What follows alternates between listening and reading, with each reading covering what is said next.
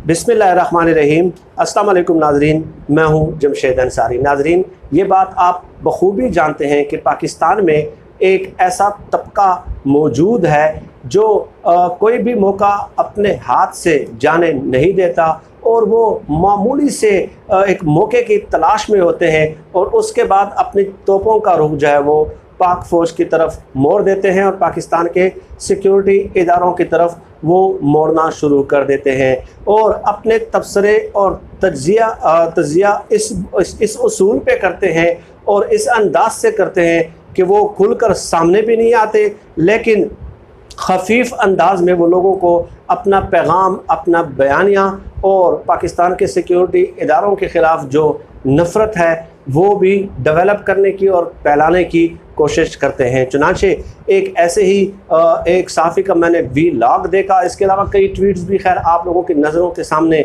गुजरे होंगे। तो उस सहाफ़ी ने जो कुलभूषण यादव को पाकिस्तान ने तीसरी बार कौंसलर एक्सेस दी है और इसके अलावा जो एक आर्डिनेंस का इजरा हुआ है कि जिसके तहत कुलभूषण यादव जो है वो अदालत में अपील कर सकते हैं, उन्होंने अपील देने का हक दिया गया है। लेकिन इस पर तो मैं बाद में बात करूंगा, पहले उनकी चंद बातें सुन लें जो मैंने पॉइंट्स नोट किए हैं। वो कहते हैं कि ये एक मिसाल है कुलभूषण यादव को कौंसलर तीसरी बार एक्सेस देना और अदालतों में अपील का हक देना कि पाकिस्तानी रियासत और इदारे किस तरह रिएक्ट करते हैं। जो मैं करूं यानी वो कहते हैं कि नवाज शरीफ साहब करें तो वो गद्दार हैं और जो हमारे सिक्योरिटी इदारे करें वो हुब्बुल वतनी है, यानी एक ही काम वो कर रहे हैं, ठीक है। लेकिन नवाज शरीफ साहब भी अगर यही काम करते तो वो गद्दारी का सर्टिफिकेट उनको बांटना शुरू कर देते, लेकिन जब सिक्योरिटी इदारे करें तो उसी काम पे उनको हुब्बुल वतनी के तमगों से नवाजा जा रहा है। अब वो कहते हैं कि कुलभूषण यादव का नाम न लेने पर नवाज शरीफ को गद्दार कहते थे। हमारे वज़ीर आज़म ने आलमी फोरम्स पे बुरहान वानी का नाम लिया नवाज शरीफ ने, लेकिन कुलभूषण का नाम नहीं लिया। और इसके अलावा वो कहते हैं कि फ़ौजी अदालत में कुलभूषण यादव को मुकदमा चला, सजाए मौत सुना दी गई, लेकिन उस पर अमल दरामद नहीं हुआ। और साथ ही साथ वो कहते हैं कि डॉक्टर उस्मान और दीगर दहशतगर्द जिनके पास पाकिस्तानी शहरियत थी, आर्मी चीफ ने उनके सजाए मौत और फांसी पे दस्तखत किए, उनको लटका दिया जो पाकिस्तानी दहशतगर्द थे।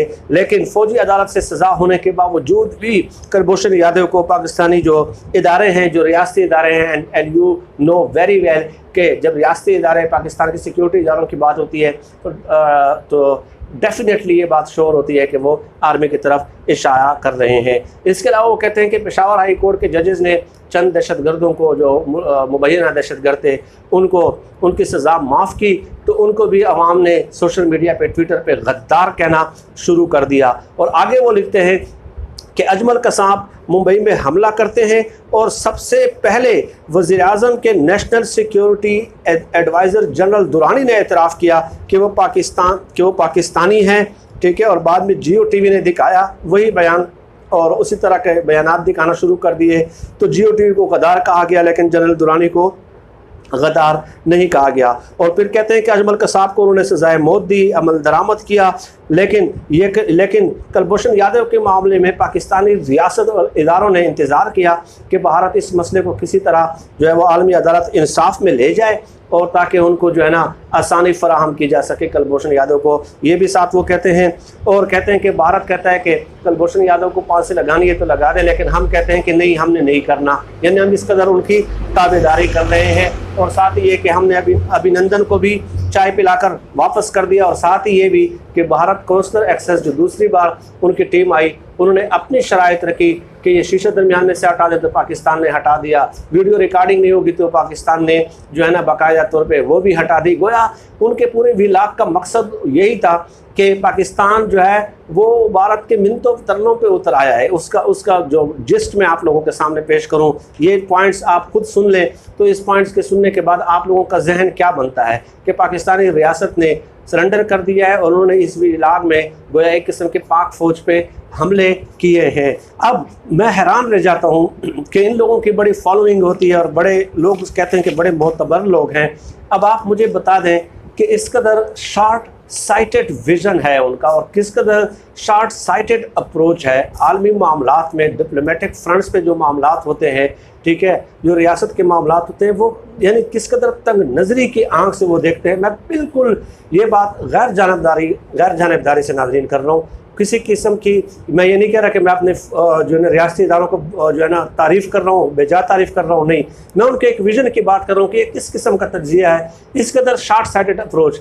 अब आप मुझे ये बताइए कि ये जो ऑर्डिनेंस जारी हुआ है उस पर तो मैं खैर आपको बताता हूँ कि कुलभूषण यादव जो है वो पाकिस्तान के हाथ में एक बहुत बड़ा टूल है जो पाकिस्तान बैनुल अक़वामी फ़ोरम पे इस्तेमाल कर सकता है, इंटरनेशनल फ़ोरम पे इस्तेमाल कर सकता है, और वो एक मुजस्सम सबूत है आप लोगों के पास और इस चीज़ की भारत को इंतहाई ज़्यादा तकलीफ़ है। और आप देख लें कि उनका इशू बार बार हाईलाइट करने से, टेकअप करने से, इंटरनेशनलाइज करने से आप भारत को बहुत ज़्यादा सुदकी होती है, और वो यही चाहते हैं। ये जो मौसूफ फरमा रहे हैं कि भारत तो कहता है कि इसको फांसी लगा दे, और लेकिन पाकिस्तानी कहते हैं कि नहीं भाई, भारत तो चाहता ही यही है, भारत तो ख़ुद को डिसऑन कर दिया है उनसे, वो ये चाहता है कि ये सबूत किसी तरीके से मिट जाए, बल्कि अगर भारत का बस चलता तो वो इधर ही उनको मार दे देता कि एक बार अगर वो मर जाए तो ये सबूत मिट जाएगा और बार बार इंटरनेशनल फोरम पे वो पेश नहीं हो सकेगा। कुछ दिन उस पर बात होगी, मामला डिस्कस होता रहेगा, चंद धमकियाँ उधर से आएंगी और कोई इस किस्म के तुंद व तेज़ बयानात होंगे और वो भी दिखावे के लिए उनके, तो उसके बाद उनको भी, भारतीय एजेंसीज को भी ये मालूम है कि एक बार ये मर गया, इसको किसी ने मार दिया, तो उसके बाद ये केस महीने दो के बाद जो है ना हमेशा के लिए ख़त्म हो जाएगा और उस पर कोई बात नहीं होगी। नाज़रीन, ये बात इंतहाई अहम है और ये सबसे इसलिए भारत जो है वो पॉलिटिकली प्रैक्टिकली इससे जान छुड़ाना चाह रहा है, लेकिन वो पाकिस्तानी इदारों ने इंतहाई तहम्मुल का मुजाहरा किया है और उसको ज़िंदा रख के जो है ना बार बार जो है ना भारत की धुन पे उन्होंने पाँव रखा हुआ है।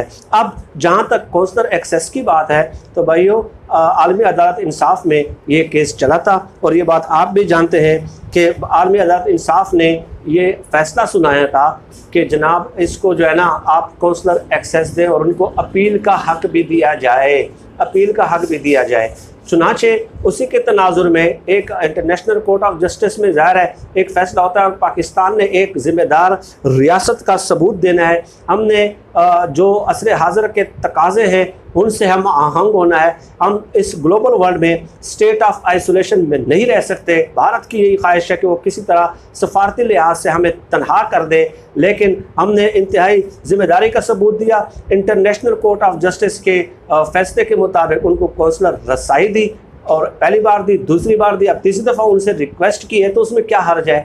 आप मुझे बताएं कि इस पे आसमान इतना सर पे उठाने की ज़रूरत क्या है? एक इंटरनेशनल कोर्ट ऑफ जस्टिस का और पाकिस्तान ने एक ज़िम्मेदार रियासत का सबूत दिया है और इसके अलावा और उससे भारत के जो डिप्लोमेटिक फ्रंट्स पे पाकिस्तान के ख़िलाफ़ साजिशें हैं, अब अगर ये दूसरी बार एक्सेस न देते तो वो फिर आलमी अदालत इंसाफ में जाता कि देखें जी आपने फैसला दिया, हमें कौंसलर एक्सेस नहीं दिया जा रहा। फिर ये कहते कि देखें आप लोगों ने आलमी सतह पे यही तज्जिया कार कहते कि हमारी बदनामी कर दी है, देखो आप कौंसलर एक्सेस दे देते तो मामला इतना पूरी मीडिया में न उठता कि पाकिस्तान इजाज़त नहीं दे रहा कौंसलर एक्सेस की और फलां इस तरह की बातें फिर उनकी आएगी और अपनी नाअहली से इन लोगों ने इस मसले को फिर दुनिया में उठा दिया। जैसे PIA के मामले में इन्होंने कहा कि पूरी दुनिया में सुर्खी कर दी है, अंदरूनी खाने ही ये मसला हल हो जाता तो ठीक था। तो यहाँ पे कौंसलर एक्सेस नाज़रीन उन्होंने दे दी, लेकिन इससे आप ये भी देखें कि पाकिस्तान का एक इंटरनेशनल इमेज बिल्डअप हो रहा है। और दूसरी बात नाज़रीन ये कि उस आलमी अदालत इंसाफ के फैसले में ये भी लिखा कि पाकिस्तान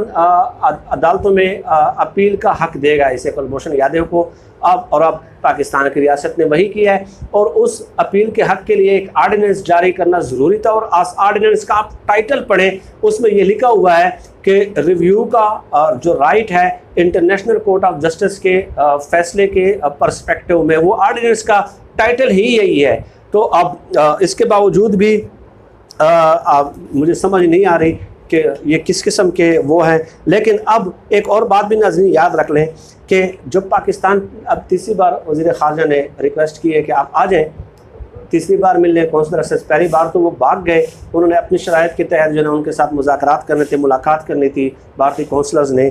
अब इसका आप जो इम्पैक्ट है वो लोकल सतह पे न देखें कि जब तीसरी बार पाकिस्तान एक्सेस दे रहा है, इसका जो इम्पैक्ट है वो आप इंटरनेशनल लेवल पे आप इसका इम्पैक्ट देखें कि क्या तासुर जाता है। और बार बार जब ये इंटरनेशनल सतह पे ये खबर चलती है तो उसके साथ ये भी जुड़ा होता है कि कुलभूषण यादव हाजिर है सर्विस जो है ना रा के लिए काम करता था और पाकिस्तान के ख़िलाफ़ पाकिस्तान ने उन इदारों ने बड़ी मुशक्क़त के बाद उसे गिरफ़्तार किया है और ये भारतीय रियासती दहशतगर्दी का एक सबूत है। इसका इंटरनेशनल इम्पैक्ट ये जाएगा।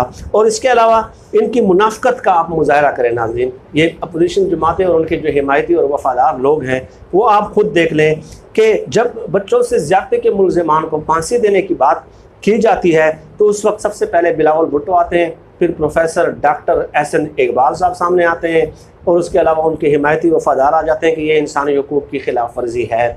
अब जब कुलभूषण यादव का मामला है और उसके मामले में वो कह रहे हैं कि नहीं उसको फांसी दे दें, उसको फांसी दे दें, उसको फांसी दे दें। अब मुझे बताइए कि ये महज सियासत बराए सियासत है, हर पहलू को, हर फैसले को ये सियासत के साथ जोड़ देते हैं। पाकिस्तान आप बताएं, वज़ीर-ए-आज़म इमरान खान साहब की हुकूमत आई है 2 साल हो गए। मैं तस्लीम करता हूँ कि गवर्नेंस में बहुत सारे नाकुनास हैं जो डिलीवर करना चाहिए था नहीं किया, ठीक है। और बहुत ही यानी कि गवर्नेंस में मैं क्या कहूँ सैकड़ों नहीं हज़ारों खामियां हैं। लेकिन क्या आप ये बात तस्लीम करते हैं कि कोई एक भी अच्छा काम हुकूमत ने नहीं किया 2 सालों में? एक भी अच्छा काम, सिर्फ एक। आप देख लें 1 अरब 44 करोड़ की उन्होंने जो इमदाद है जो गरीब लोगों में तकसीम की कोरोना के दिनों में, क्या वो अच्छा इकदाम नहीं था? 12-12 हज़ार के इतने मेरे ख्याल में एक फैमिली को दिए, वो अच्छा इकदाम नहीं था? आपने कभी इन तज्ज़ियाकारों की ज़बान से या सियासी जमातों अपोजिशन की सियासी जमातों की जानिब से किसी एक इकदाम की भी तारीफ़ सुनी है? इस कदर सियासत बराए सियासत और हर इकदाम को, अच्छे इकदाम को भी आप सियासत की नज़र कर दें। और इसके अलावा उन मौसूफ़ का ये कहना कि हमारे अपने दहशतगर्दों को आर्मी चीफ ने फांसी दे दी लेकिन उसको नहीं दी, तो आप उसका ये विज़न देखें। अपने दहशतगर्दों से वो क्या हासिल कर सकता है, आप मुझे बताइए। वहाँ पे जो कुलभूषण यादव से उन्होंने जो मालूमात हासिल की है, तो रा को सबसे ज़्यादा तकलीफ़ यही है कि उन्होंने जो उनके 2-3 सालों की प्लानिंग्स थी आगे जो पाकिस्तान को डिस्टेबलाइज़ करने की, वो तमाम तर मालूमात जो है कुलभूषण यादव से हासिल हो चुकी हैं। पाकिस्तान की रियासत को पाकिस्तानी दहशतगर्द और पाकिस्तानी दहशतगर्दों को आप इंटरनेशनल सतह पे आप क्या पेश करेंगे? उसके एक पड़ोसी मुल्क के ख़िलाफ़ क्या मुकदमा बनाएंगे? तो वो तो अपने ही मुल्क के थे और उनसे जिस कदर मालूमात थी वो अल्हम्दुलिल्लाह हमारी सिक्योरिटी एजेंसीज के पास मौजूद थी और वो इकट्ठी हो चुकी हैं। तो इसका कंपैरिजन करना उस शख्स के साथ जो एक बहुत बड़ा सबूत है मुजस्सम पाकिस्तान के पास, जिंदा मुजस्सम सबूत एक पड़ोसी मुल्क के ख़िलाफ़ और उनके एजेंसियों के ख़िलाफ़ एक मुकदमा है आलमी सतह पे, उसके साथ ये कंपैरिजन कर रहे हैं कि पाकिस्तान दहशतगर्दों को सज़ा दे दी और दूसरे दहशतगर्दों को जो है ना कुलभूषण को सज़ा नहीं दे रहे। इस पर मैं मातम ही कर सकता हूँ और इससे ज़्यादा कुछ नहीं। नाज़रीन, इस केस के मज़ीद पहलुओं पर मज़ीद वीडियोज़ में बात होती रहेगी। आप सब लोग अपना बहुत बहुत ख्याल रखिएगा, मुझे अपने दुआओं में खुद तौर पर याद रखिएगा। अल्लाह सब काम जो ना सिर्फ पाकिस्तान जिंदाबाद। अल्लाह हाफ़िज़।